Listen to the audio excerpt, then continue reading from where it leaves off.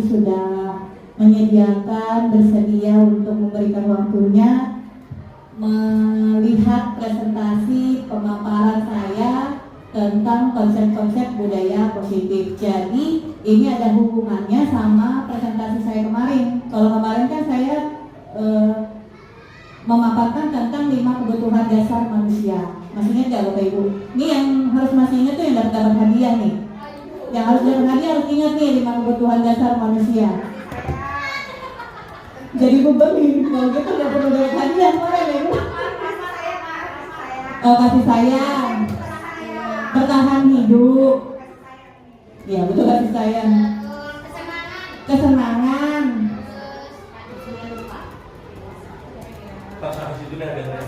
Penguasaan, betul. Terus yang terakhir. Kok saya juga lupa ya? Ada 5 itu. 5 kebutuhan dasar manusia. Nanti kita bahas lagi. Sebelumnya Bapak Ibu terima kasih. Sebaiknya kita mulai dulu dengan berdoa ya. Kita berdoa masing-masing menurut keyakinan masing-masing. Berdoa dimulai.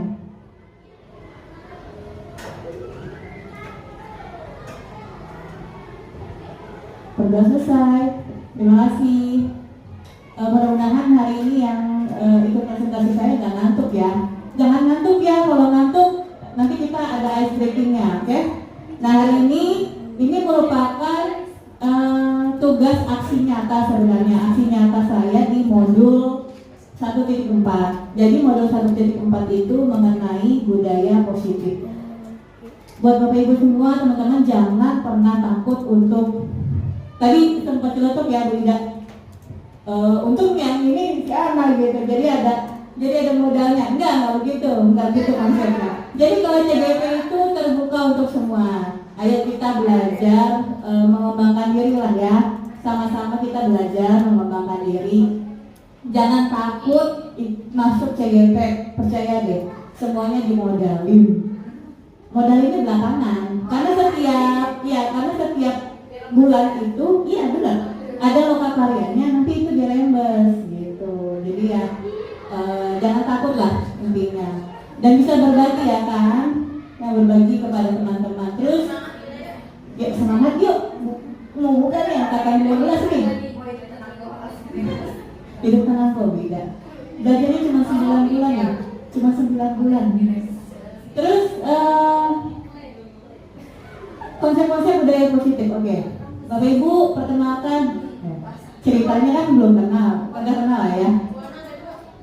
Oh iya, ada 2. Yang ini namanya Ana Biasa Mesir. Saya merupakan CGP Angkatan 10 dari Jakarta Timur.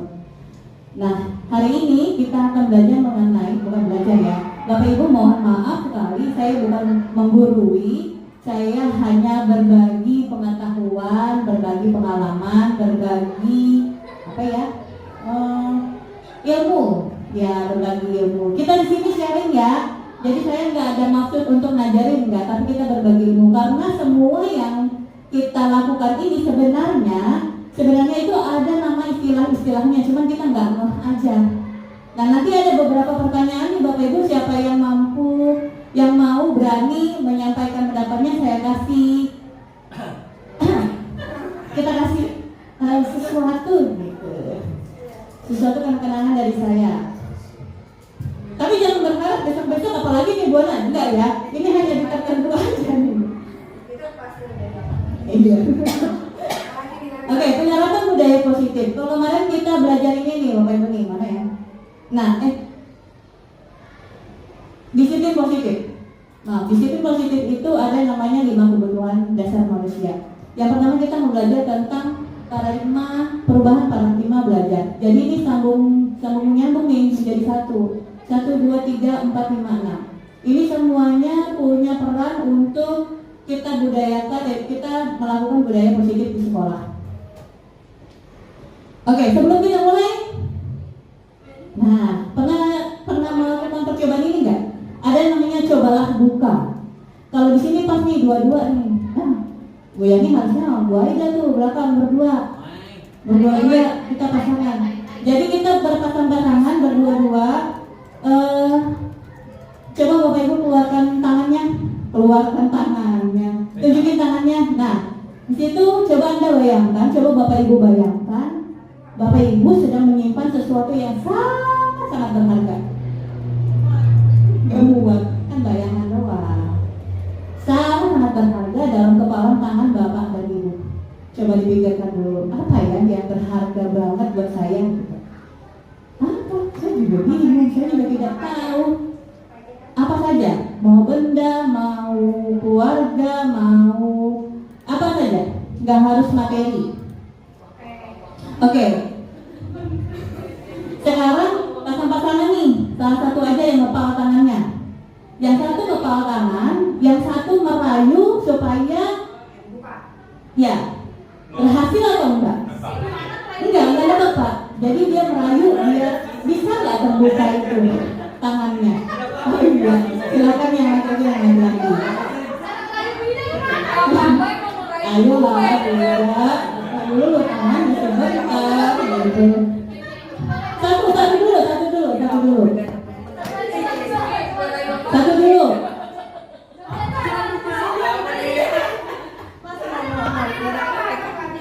Makanya dicoba.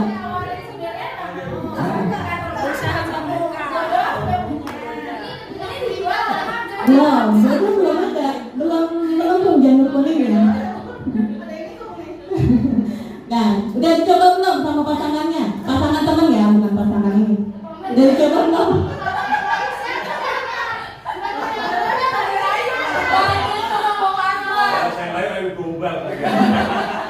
Jangan gombal jadinya.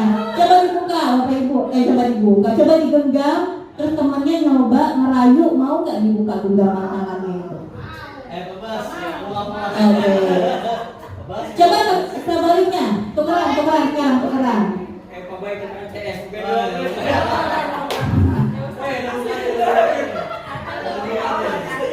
Boleh dipegang, boleh dipaksa buka, boleh banget.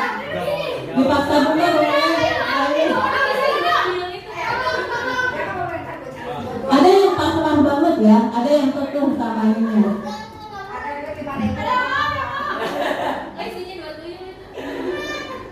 Pasrah banget ya ngasih sesuatu yang berharga itu ya. Oke, kalau gitu ini namanya permainan cobalah buka. Nah, cobalah buka itu, nah ini dia. Ada 3 pertanyaan, Pak Ibu, yang berhubungan dengan cobalah buka. Yang pertama, apakah Bapak atau Ibu membuka kepalan tangannya? Oke. Ada yang buka, ada yang tidak. Mengapa? Apa alasan Bapak itu, apa Bapak Ibu membuka kepala tangan? Satu orang, ayo. Mbak Kiki atau Bu Lila? Bu Kiki. Oh, jadi tadi pilihannya dibuka ya? Oh, dibuka. Oke. Karena Bu Kiki mau jawab nih, silakan.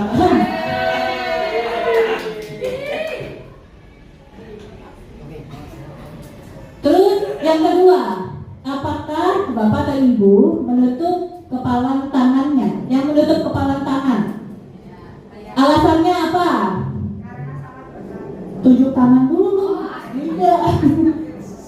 Bunita dulu. Oke. Artinya apa?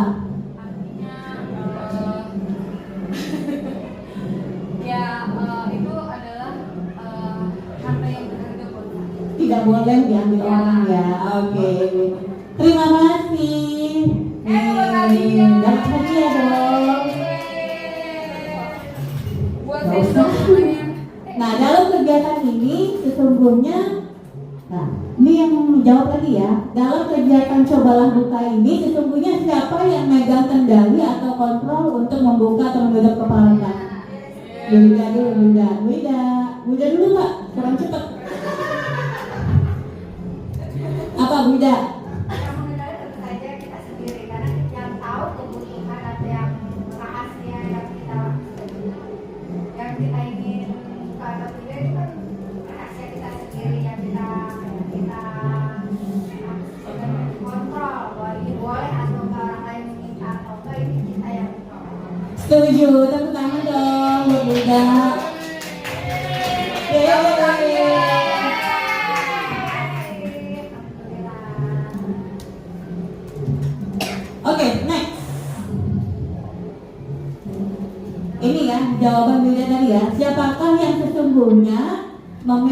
kontrol yang menutup kepalan tangan atau yang berusaha dengan segala cara untuk membuka kepalan tangan rekannya. Jadi yang mengontrol itu adalah diri kita sendiri. Kalau kita punya sesuatu yang berharga, baik itu di sekolah maupun di keluarga, pasti karena itu berharga kita nggak mau dong diambil sama orang lain gitu. Jadi kita pasti akan mempertahankan untuk tidak direbut atau dilihat atau diambil oleh orang lain.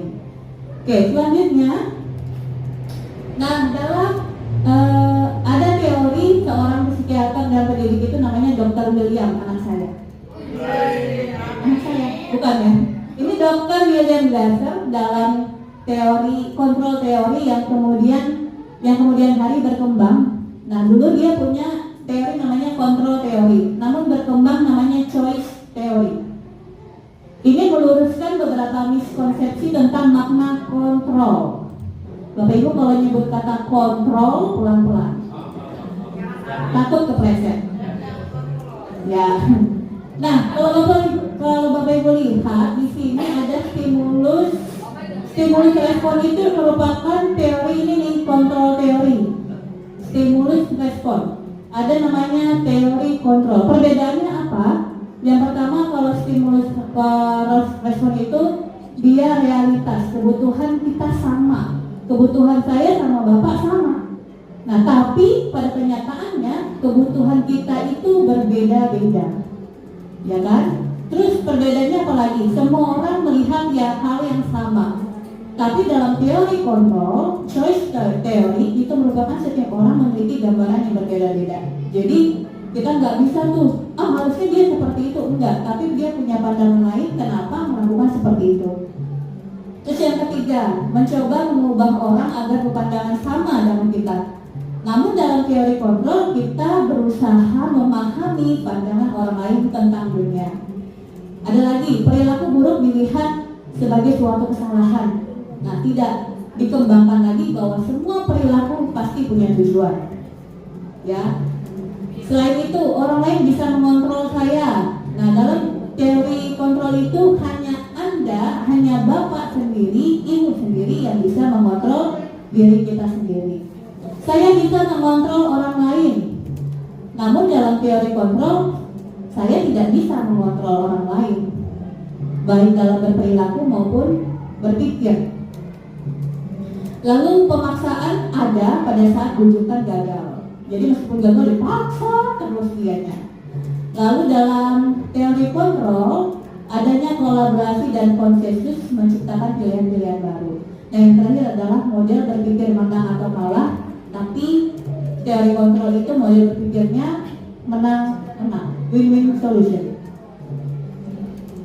Selanjutnya, nah inilah yang berhubungan dengan dari teori William Glasser ini, teori kontrol ini yang berhubungan dengan makna disiplin.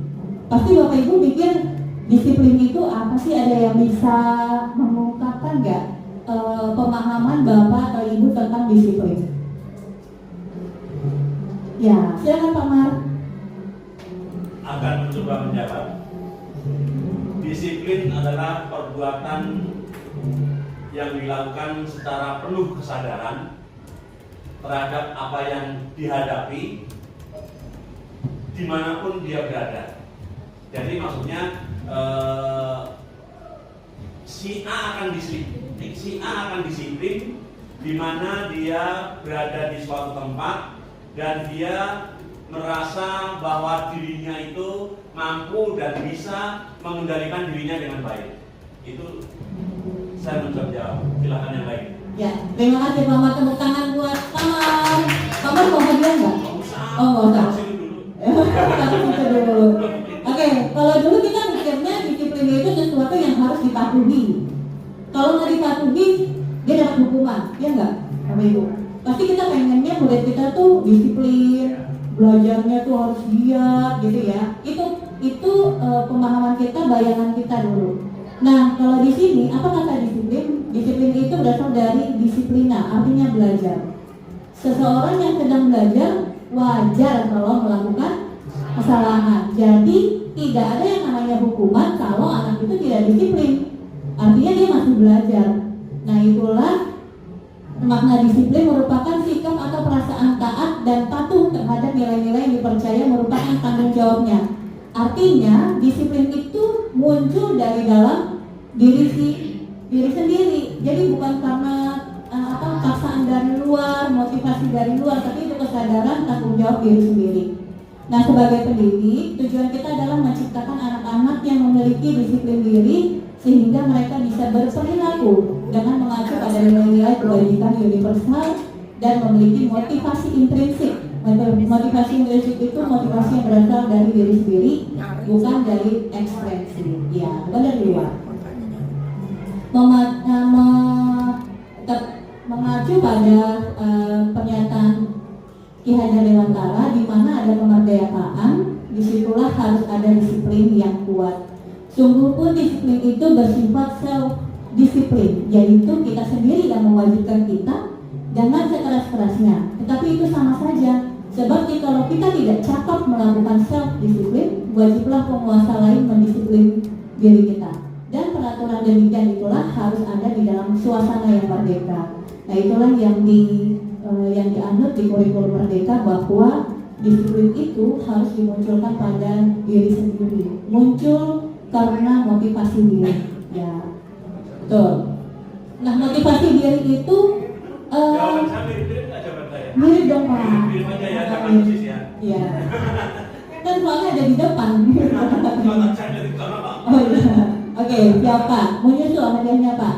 Nah, berhubungan dengan yang tadi nih Bapak Ibu nih, tentang disiplin, bahwa ada 3 motivasi perilaku manusia. Kalau Bapak Ibu lihat di sini, yang pertama, motivasi perilaku manusia itu ada 3. Coba Bapak Ibu pikirkan yang mana yang mencerminkan diri sendiri. Yang pertama, menghindari ketidaknyamanan atau hukuman. Seseorang melakukan disiplin supaya menghindari hukuman. Saya harus melakukan ini supaya tidak dihukum. Nah, yang kedua adalah untuk mendapatkan imbalan. Imbalan itu bukan hanya dari materi ya, tapi pujian misalnya. Saya berbuat baik biar dilihat, ya betul, penilaian orang lain. Biar dinilai baik sama orang gitu. Saya melakukan ini biar dipuji gitu ya. Itu motivasi yang kedua. Yang ketiga, motivasi seseorang itu mereka ingin menjadi orang yang mereka inginkan dan menghargai diri sendiri dengan nilai-nilai yang mereka percaya. Nah, yang mana nih coba Bapak Ibu? Ya, coba mana yang merupakan gambaran diri sendiri Bapak Ibu? Nomor 3. Nah, nomor 3. Masa. Gak apa-apa, dalam hati aja Bapak Ibu. Nah, dari 3 motivasi perilaku manusia ini, Diana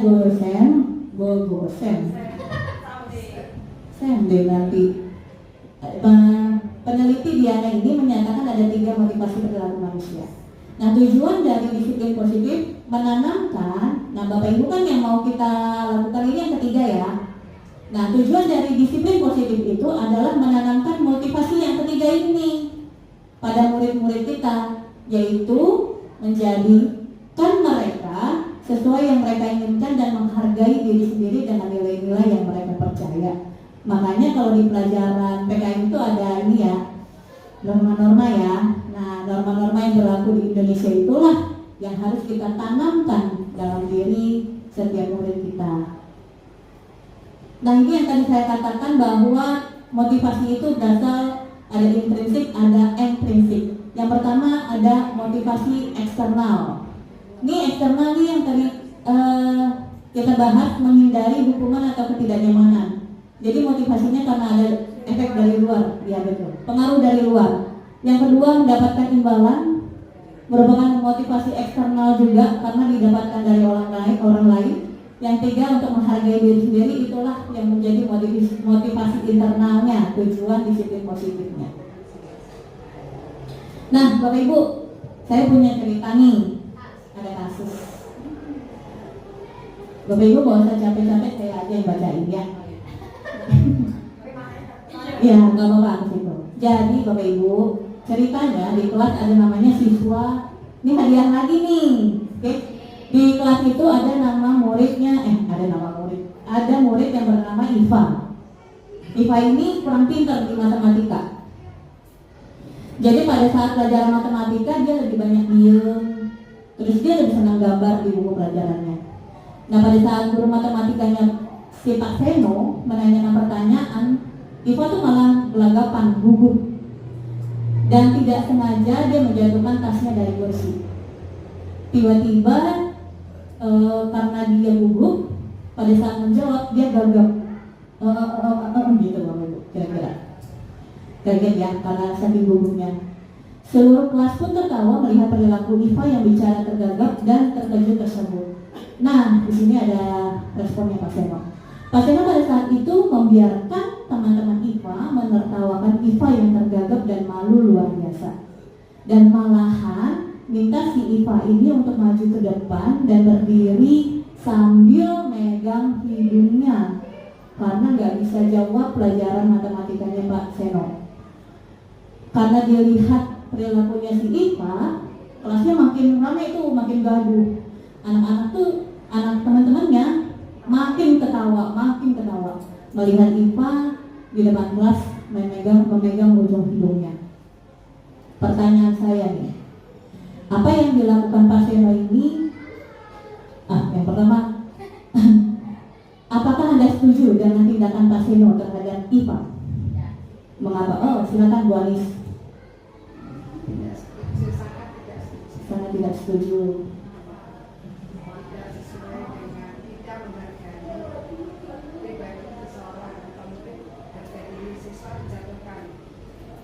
Harga diri siswa sangat tidak setuju karena harga dirinya dijatuhin ya Bu, dipermalukan di depan kelas ya.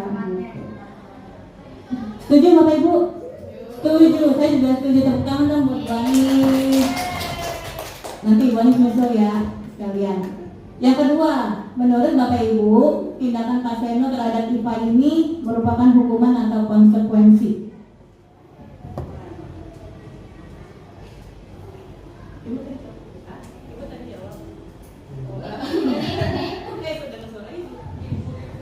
Ayo Bapak Ibu, yang mau menyampaikan silakan.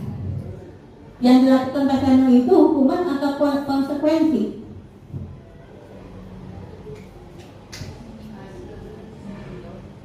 Ini siapa yang jawab? Setuju jadinya.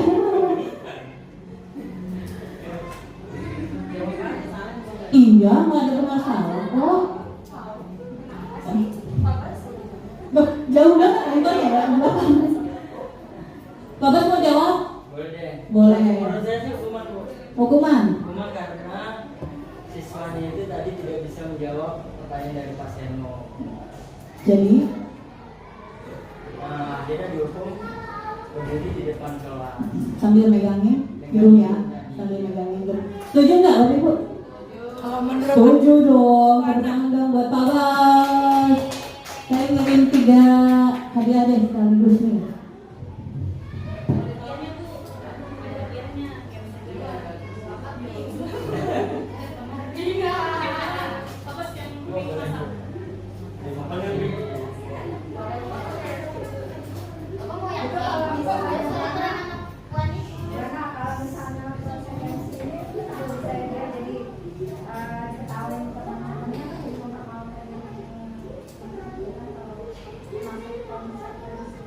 Oke, ini yang perlu kita luruskan.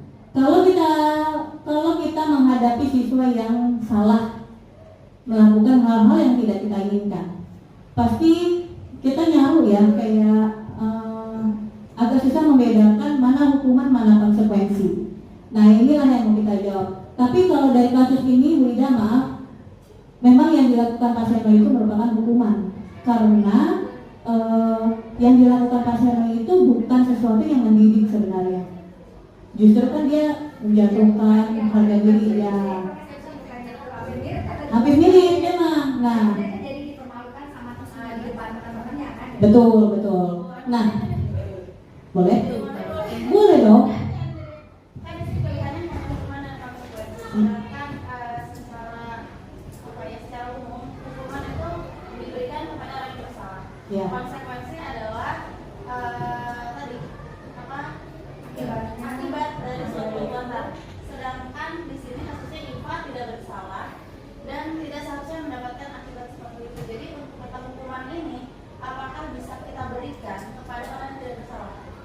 Oke. Jadi di sini kasusnya adalah yang dilakukan oleh Pak Seno. Pak Seno itu melakukan tindakan hukumankah atau konsekuensikah? Gitu.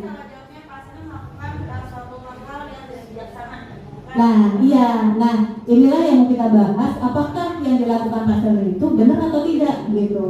Nah, seperti yang tadi disampaikan sama Bu Anis, bahwa Bu Anis nggak setuju karena dia menjatuhkan harga diri siswa, akan mempermalukan, yang akan menimbulkan rasa trauma, rasa kesel, rasa apa ya, nggak percaya diri jadinya gitu, betul. Nah, ini yang mau kita bahas. Apa sih bedanya hukuman dan konsekuensi? Nah, hukuman itu adalah mana tuh, sabar? Oh ya, ini yang ditunggu ya jawabannya ya.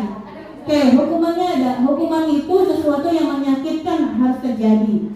Mau menyakitkan secara fisik atau batin ya? Lebih batin. Ya, psikis dan fisik. Kalau hukuman itu menyakitkan sesuatu yang merasa tersakiti. Kalau konsekuensi sesuatu itu harus terjadi. Nah, lalu yang hukuman itu membuat anak sakit. Nah, ini yang kita bahas tadi. Untuk jangka waktu yang lama. Tapi kalau konsekuensi membuat anak merasa tidak nyaman dalam jangka waktu pendek. Tapi efeknya lama. Anak membenci kedisiplinan. Anak menghargai disiplin. Itu bedanya kalau konsekuensi sama hukuman. Kalau hukuman ada paksaan. Ada paksaan. Kalau kamu nggak ngerjain PR, kamu keliling lapangan, itu paksaan. Tapi kalau misalnya kamu nggak ngerjain PR, apa yang harus kamu lakukan supaya kamu bisa menggantikan kesalahan kamu itu? Nah, itulah ada stimulus, ada tanggapannya. Kalau hukuman mendorong anak menyakiti diri sendiri. Kalau konsekuensi mendorong anak agar mudah menyesuaikan diri. Kalau hukuman konsep diri yang buruk, sedangkan konsekuensi itu merupakan konsep diri yang baik. Dari hukuman, anak belajar untuk menyembunyikan kesalahan. Ini yang banyak kita hadapi ya Bapak Ibu. Anak suka nggak jujur karena dia takut bakalan dihukum. Tapi kalau konsekuensi, anak belajar untuk mematuhi peraturan. Artinya rasa patuh itu berasal dari diri sendiri. Lalu dari hukuman ini dia ada rasa marah, rasa bersalah, dipermalukan, merasa tidak dihargai. Sedangkan kalau konsekuensi dia kehilangan hak, dibuat tidak nyaman, diasingkan untuk sementara aja. Untuk kedepannya dia pasti bisa memulai mengadaptasi. Oh, kalau saya seperti ini, sepertinya tidak baik untuk saya gitu. Jadi datangnya dari diri sendiri. Itulah yang membedakan hukuman dan konsekuensi. Nah, yuk Bapak Ibu, kita lihat perbedaan hukuman dan konsekuensi.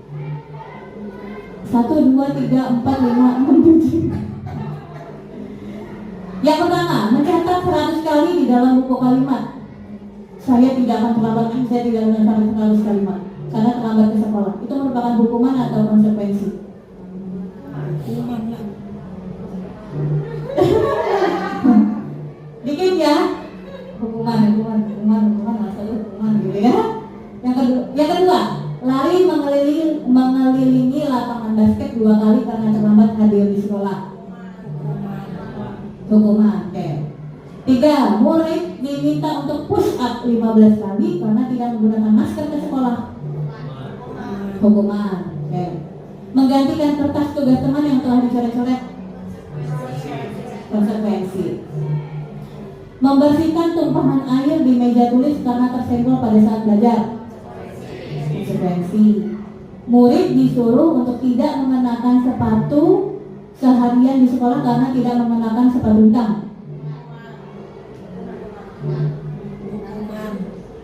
Hukuman. Oke, dikit. Lari mengelilingi lapangan basket 2 kali karena terlambat 10 menit untuk pelajaran PJOK. Nih Pak Bas nih, wah ilmunya. Apa itu? Hukuman atau konsekuensi Pak Bas? Konsekuensi kalau PJOK lah. Konsekuensi. Kalau BBK baru ya hukuman ya. Oke, kita koreksi. Nah, yang pertama itu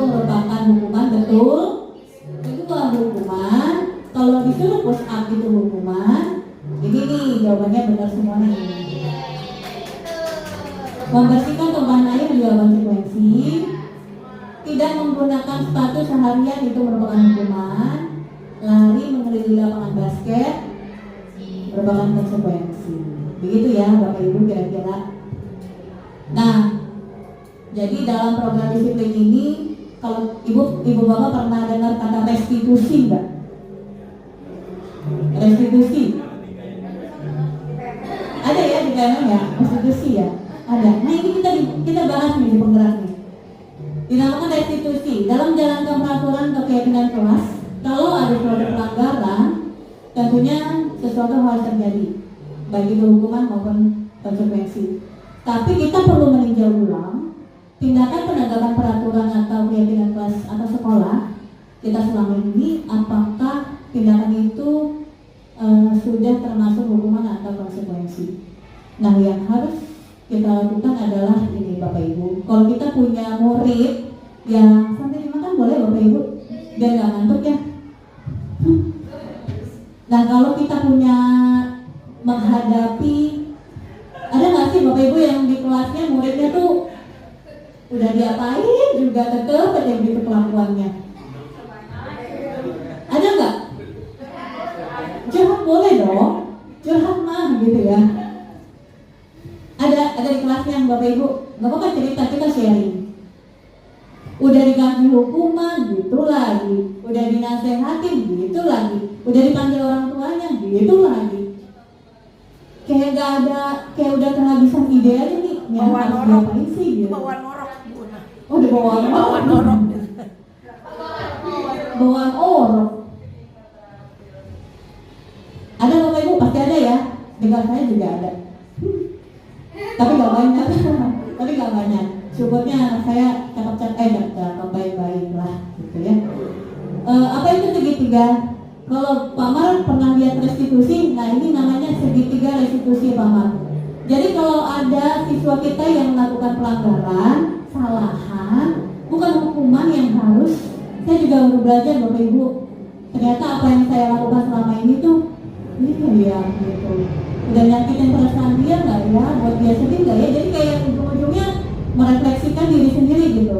Ternyata apa yang saya lakukan itu, waduh salah juga di saya ini gitu.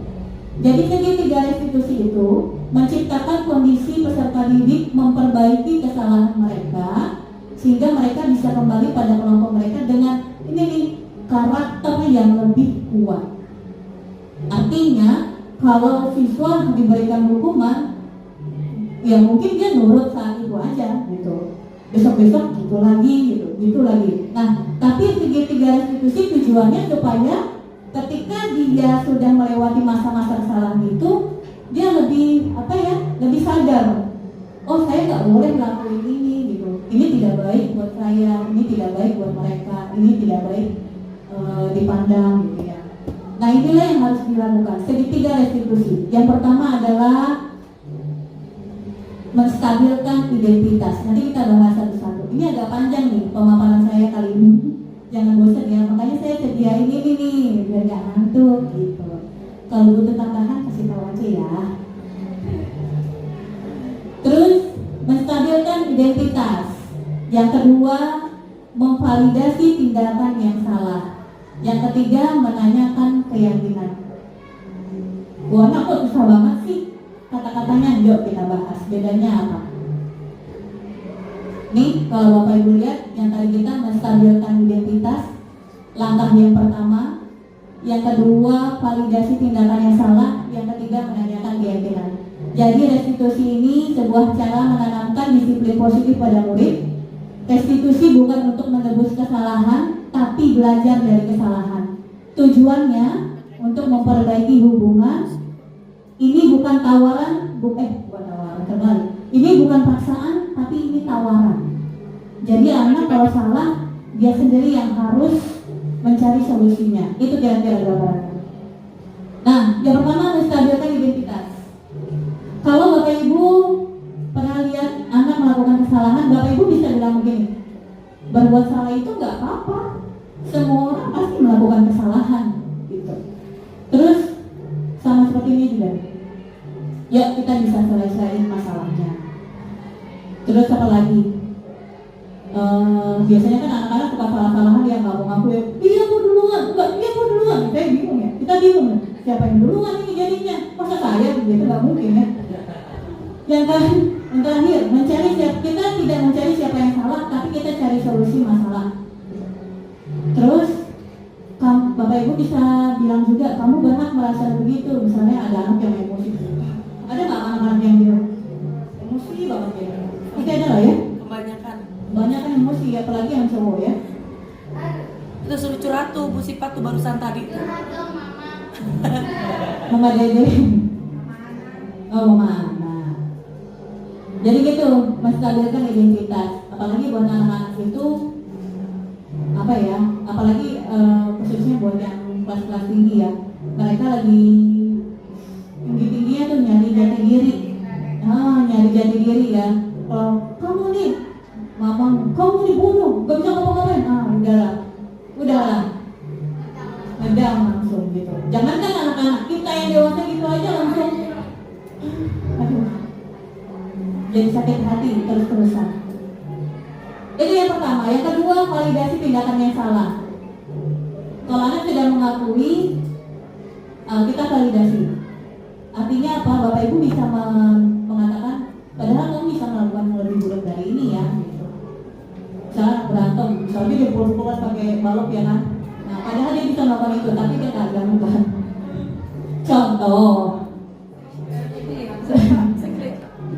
Kalau anak-anak kan gitu, emosinya apa aja kan. Terus yang kedua, kamu pasti punya alasan mengapa melakukan hal itu. Ada lagi nih, kalau guru bisa juga bilang, kamu patut bangga pada dirimu sendiri karena telah melindungi sesuatu yang penting buatmu. Terus yang terakhir, kamu boleh mempertahankan sikap itu, tapi kamu harus menambahkan sikap yang baru. Jadi kita nggak sepenuhnya menyalahkan anak, karena yang tadi yang kita bahas adalah seseorang pasti punya alasan melakukan sesuatu. Ya. Yang terakhir, menanyakan keyakinan. Bapak Ibu punya keyakinan kelas ya. Kalau sekarang kita itu kenalnya kesepakatan kelas, ya kesepakatan kelas dengan keyakinan kelas itu kurang lebih sama. Jadi kalau anak melakukan kesalahan, kembali lagi kesepakatan kelas Bapak Ibu. Kesepakatannya apa yang sudah kita bentuk di kelas, yang sudah kita sepakati. Terus kamu maunya gimana sih kalau kelas kita ini enak, nyaman, ideal gitu. Terus kamu kalau misalnya anak berantem, kamu mau kalau gede mau jadi apa? Jadi kita menanyakan keyakinan, meluruskan lagi sesuatu yang mulai belok dikit gitu. Kita meluruskan kembali.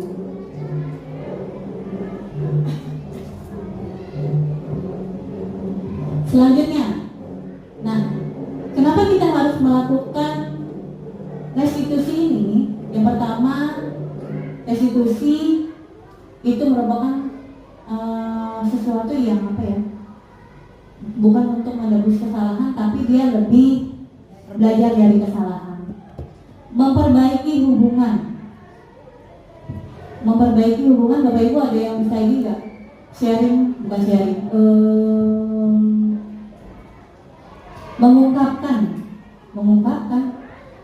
Mengungkapkan menurut Bapak Ibu kenapa restitusi itu bisa memperbaiki hubungan.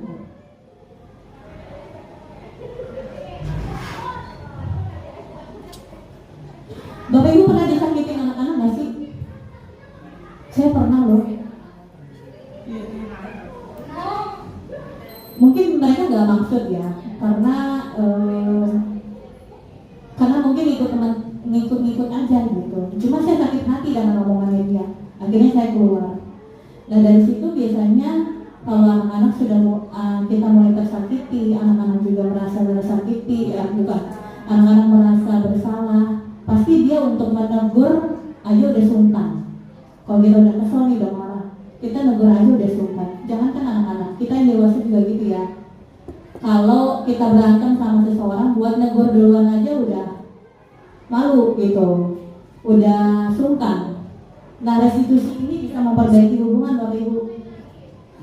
Jadi dengan segitiga restitusi tadi, yang tadinya jauh jadi dekat. Yang tadinya jurus-jurusan akhirnya bisa Berarti itu ramah. salah satunya harus ada yang mengalah. Betul ya. Sadar diri.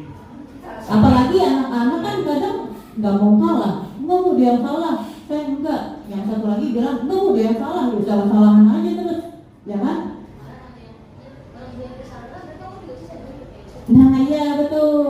Nah restitusi itu kita perbaiki hubungan mereka. Nah itulah tugas kita sebagai murid. Terus restitusi itu tawaran Bapak Ibu, bukan paksaan. Misalnya gini, anak melakukan kesalahan, kamu harus push up. Kalau enggak kamu harus apa ya? Nulis kalimat 100 kali. Belum. Itu bukan tawaran, tapi dipaksa sama guru. Tapi kalau restitusi, anak tuh lebih mikir, gurunya lebih menanyakan kamu apa yang bisa kamu lakukan supaya kamu bisa memperbaiki ini masalah ini. Gitu. Jadi yang nyari solusi anaknya sendiri, bukan kita. Nah restitusi merupakan hal yang menuntun, jadi untuk melihat diri sendiri. Restitusi mencari kebutuhan dasar yang mendasari tindakan, dan restitusi diri adalah cara yang paling baik. Lalu restitusi ini fokus pada karakter, bukan tindakan. Artinya, kenapa kita harus melakukan restitusi ini?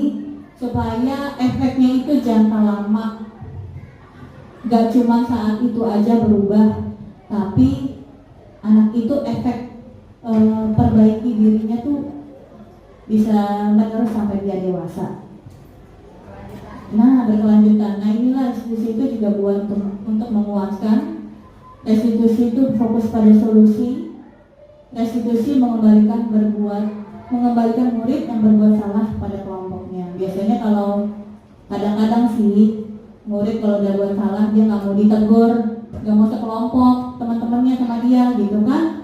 Nah ini kita supaya dia bisa diterima lagi sama kelompoknya. Apalagi kalau kita di kelas sekarang berkelompok ya duduknya ya gitu.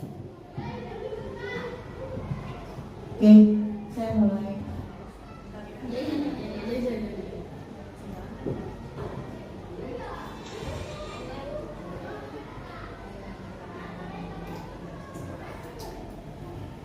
Nah, masih ada nggak ya hadiahnya? Oh masih. Bapak Ibu, kalau kita buat kesepakatan kelas, setiap awal tahun kita buat kesepakatan kelas ya. Dari belajar ini saya ngerti gimana cara buat kesepakatan kelas. Jadi nggak cuma buat peraturan, kesepakatan kelas itu bukan peraturan ya Bapak Ibu ya, tapi hal apa yang kita inginkan di kelas. Bisa jadi bukan hanya 1 tahun, bisa Semester semester 2. 2 boleh dirubah. Bisa direvisi. Betul. Jadi ini nggak paten ya, bukan permanen ya, tapi lebih ke apa sih ya? Memperbaiki situasi, mencegah situasi yang tidak diinginkan. Sebelum kita lanjut ke keyakinan kelas nih, Bapak Ibu, ada dua pertanyaan. Yang pertama, mengapa kita memiliki peraturan tentang penggunaan helm pada saat mengendarai kendaraan roda 2 atau motor? Kenapa harus pakai helm? Kalau saat sedang naik motor, kalau naik mobil jangan naik pakai helm ya. Pembalap. Oh iya, pembalap. Boleh Bapak? Keselamatan diri kita sendiri. Menjaga keselamatan kita sendiri. Ya, setuju. Yang kedua, bentar ya Bapak ya, menyusul. Yang kedua, mengapa kita memiliki peraturan tentang penggunaan masker dan mencuci tangan setiap saat? Bu Yani mau jawab nggak? Oh lagi punya salah. Hati-hati ketelan bijinya. Bu Aida, menjawab nggak? Ini kan pada habis ya. Iya, betul Bu Aida. Baik-baik bisa baca pikiran saya nih. Jadi besok-besok jangan ngambil sendok di situ lagi ya di dapur. Pakai sendok sendiri masing-masing. Kasih namanya Bapak. Apa lagi nih jawabannya? Bu Yani? Yang kedua.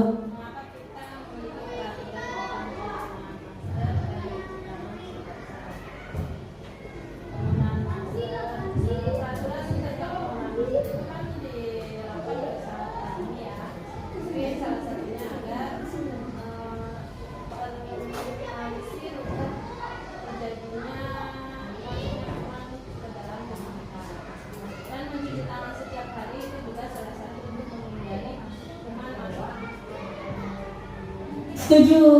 Terima kasih Bu Yani. Terima kasih Pak Bay. Betul. Ini saya ngasih hadiah dulu deh biar nggak lupa.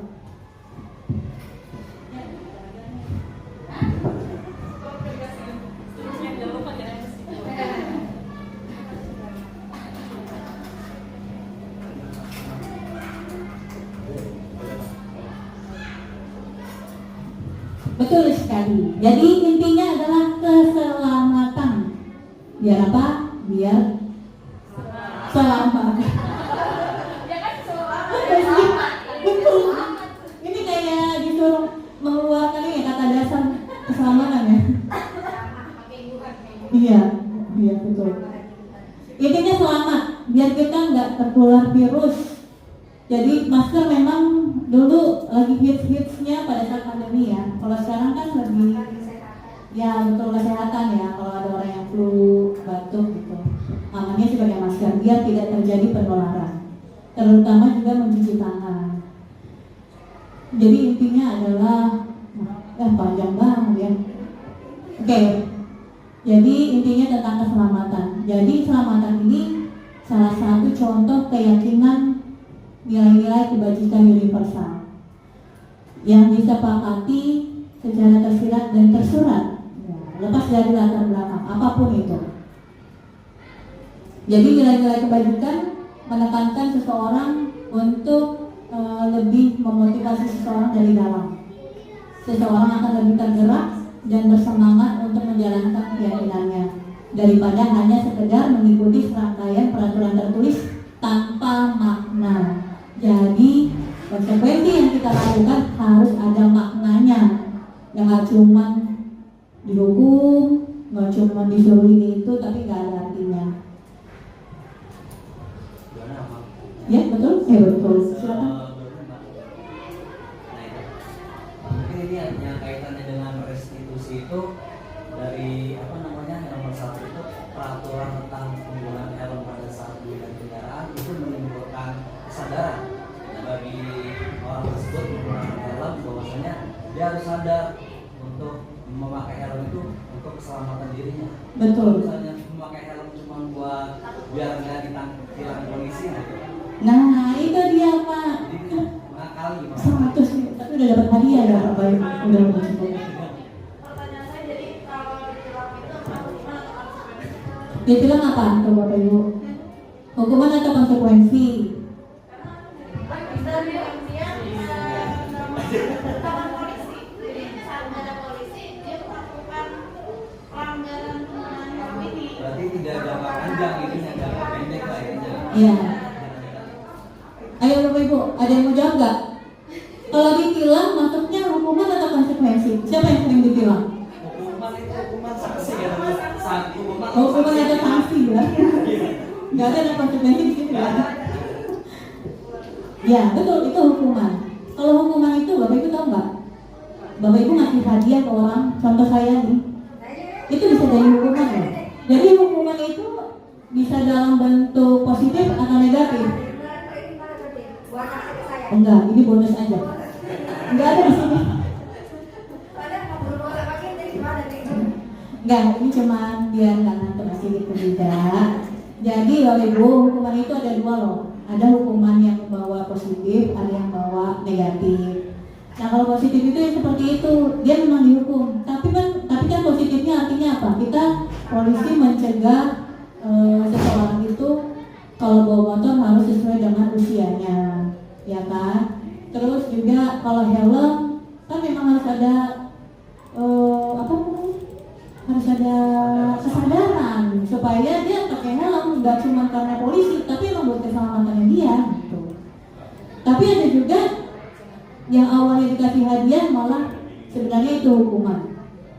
Contoh misalnya kita kalau di kelas bentar-bentar anak dipuji mulu, kasih hadiah mulu, ya kan dia dipuji sih paling sering ya. Tapi pada akhirnya karena dia sering dipuji, ya pujiannya jadi biasa aja. Jadi nggak ada harganya gitu pujiannya. Nah itulah. Jadi yang perlu kita pahami bahwa yang harus kita beri adalah hukuman yang positif. Artinya hukuman yang mendidik. Tapi konsekuensi itu lebih kepada diri dalam diri kita ya, kesadaran diri, tanggung jawab diri sendiri. Nah ini yang bedain peraturan sama keyakinan kelas nih Bapak Ibu. Kalau ada peraturan nih selalu kembalikan buku ke tempatnya gitu. Nah keyakinannya kalau Bapak Ibu bisa di kelas tuh bilang tanggung jawab. Tanggung jawab itu aspeknya luas ya, semuanya bisa berbagai tanggung jawab. Dilarang mengganggu orang lain, dilarang ngobrol, dilarang tidurnya, tuh itu peraturan. Tapi kalau keyakinan kelas menghormati orang lain, saling menghormati, bisa gitu Bapak Ibu di kelas. Terus hadir di sekolah 15 menit sebelum pelajaran dimulai, itu peraturan. Tapi kalau keyakinan kelas berkomitmen menghormati orang lain. Kenapa harus menghormati orang lain? Kalau dia datang terlambat kan dia mengganggu temannya ya. Dilarang melakukan kekerasan, jagalah keselamatan. Ayo menghormati orang lain gitu. Dilarang menggunakan narkoba, jagalah kesehatan misalnya. Bergantian antri misalnya menunggu giliran. Keyakinan kelasnya harap bersabar. Saya ini ujian.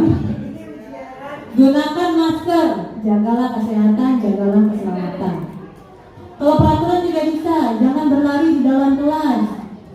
Misalnya jagalah keamanan kelas atau jagalah keselamatan. Jadi itu yang membedakan peraturan dan keyakinan kelas.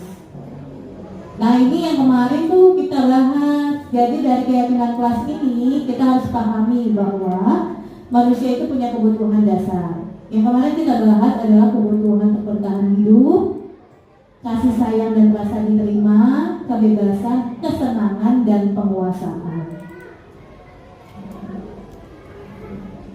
Ini bertahan hidup, ini lebih ke perasaan aman ya, ke kasih sayang dan rasa diterima, kebutuhan untuk memberi dan menerima kasih sayang. Ada penguasaan juga, ada kebebasan, ada juga dan untuk kesenangan. Jadi seseorang melakukan sesuatu untuk kesenangan. Nah, Bapak Ibu, tadi kan kita bahas tentang segitiga restitusi ya. Ini ada, saya mau cek hadiah dulu. Oh iya, bisa 2 pertanyaan lagi deh. Restitusi itu ada hubungannya sama posisi kontrol seorang guru. Bapak Ibu udah ada pernah dengar belum posisi kontrol guru? Ada 5. Pasti Bapak Ibu pernah melakukan hal-hal ini deh. Saya pernah. Dari sini saya belajar. Seperti apa yang harus saya bentuk dalam diri saya sebagai guru. Jadi 5 posisi kontrol ini yang menjalankan program disiplin positif yang berpusat pada siswa. Ada 5 posisi kontrol. Yang pertama, ada guru yang menjadikan dia sebagai penghukum. Hukumnya itu bisa berupa fisik maupun verbal. Bapak Ibu pernah jadi seorang penghukum nggak? Pernah, saya juga pernah. Bapak Ibu pernah jadi seorang pembuat merasa bersalah nggak? Pernah ya? Saya juga pernah, sedih ya. Yang ketiga, pernah nggak memposisikan Bapak Ibu sebagai teman? Pernah, saya pun pernah. Yang keempat, Bapak Ibu pernah memposisikan diri sebagai pemantau nggak?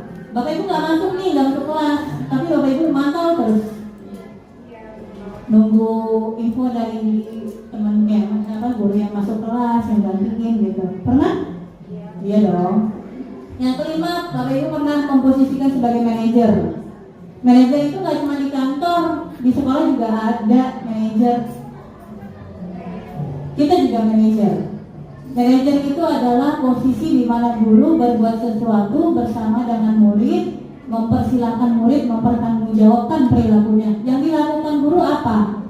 Segitiga restitusi tadi, gitu.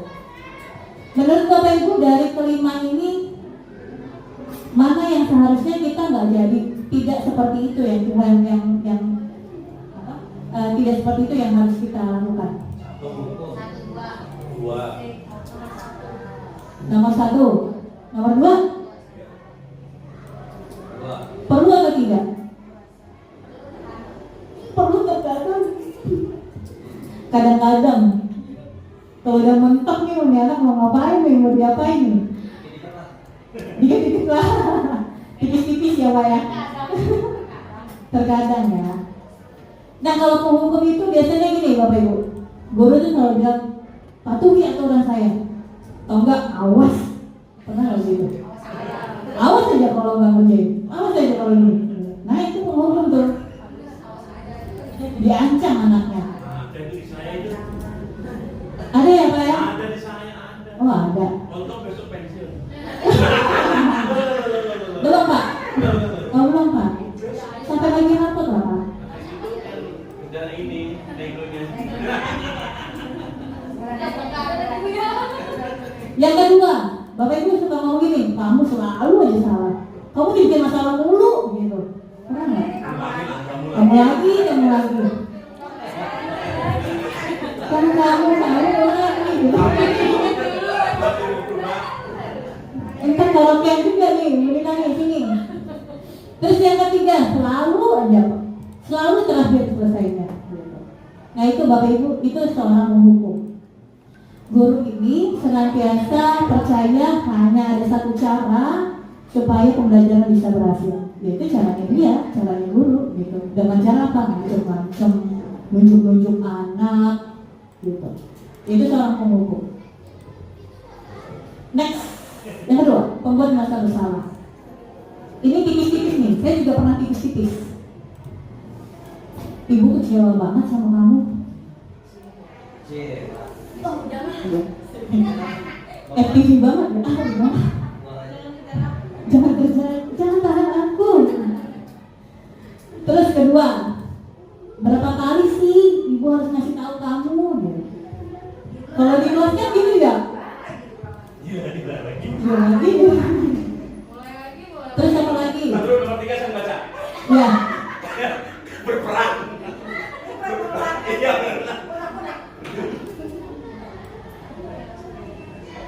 Bagaimana coba kalau orang tua kamu tahu kamu berbuat begini? Iya, mantap.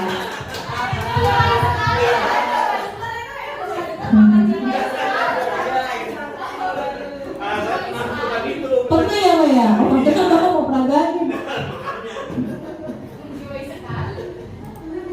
Ya, itulah seorang pembuat merasa bersalah. Jadi posisi ini murid akan memiliki penilaian diri yang buruk tentang diri mereka. Jadi mereka merasa tidak berharga, dia merasa mengecewakan orang lain. Yang ketiga nih, nah, ayo bantulah dari Bapak, dari ayolah gitu. Bisa lagi anaknya. Ayolah, percaya Pak. Kamu Bu dimarahin sama kepala sekolah.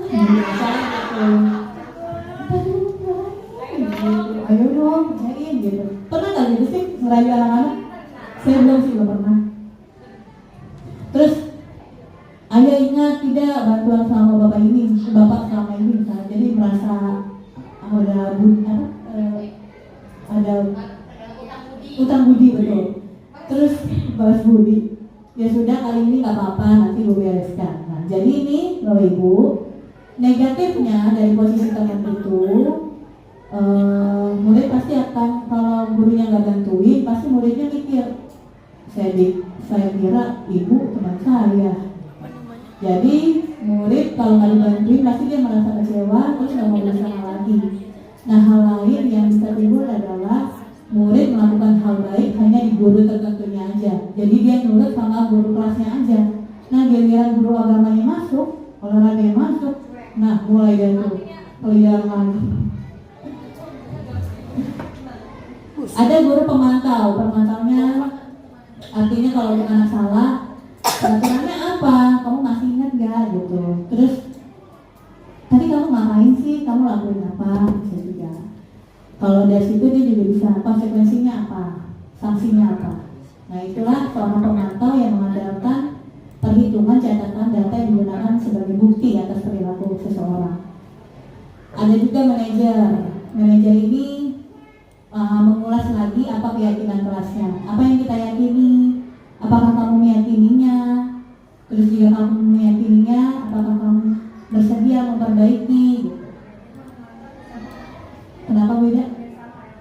Iya betul. Oke Bu. Terus apa rencana kamu untuk memperbaiki hal ini? Jadi tugas manajer itu bukan untuk mengatur perilaku seseorang, tapi lebih kepada membimbing murid supaya dapat mengatur dirinya sendiri. Demikianlah Bapak Ibu pemaparan dari saya. Terima kasih sekali atas partisipasinya. Mudah-mudahan bermanfaat untuk kita semua dan kita bisa memperbaiki kualitas pembelajaran kita di kelas. Terima kasih. Selamat siang.